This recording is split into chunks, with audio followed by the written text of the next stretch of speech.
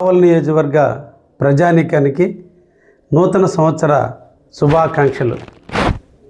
మీ ఆశీస్సులతో 18 నెలలుగా కావలికి ఎనలేని సేవ చేస్తూ మీరున్నారని, మీ ఆశీస్సులు ఎప్పుడూ నాకు ఉంటాయని, నిరంతరం కూడా కావలి అభ్యున్నతి కోసం ప్రయత్నం చేస్తూ అభివృద్ధి ప్రదాత అయినటువంటి శ్రీ నారా చంద్రబాబు గారి నాయకత్వంలో భవిష్యత్తు నాయకుడైన నారా లోకేష్ గారి సూచనల మేరకు కావలిని అభివృద్ధి చేసుకుంటూ అందరం కూడా బాగుండాలి.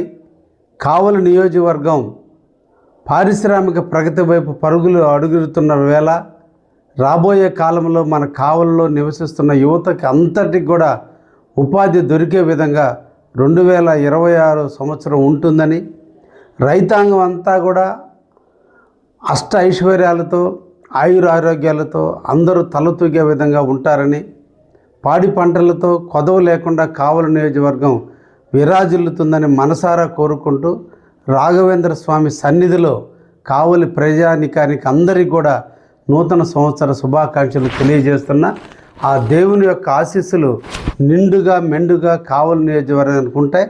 రాఘవేంద్ర స్వామి ఆశీస్సులు ఉన్నంతకాలం కావలి ప్రజానీకానికి సేవ చేస్తూనే ఉంటానని మరొక్కసారి తెలియజేస్తూ మీ అందరికీ నూతన సంవత్సర శుభాకాంక్షలు.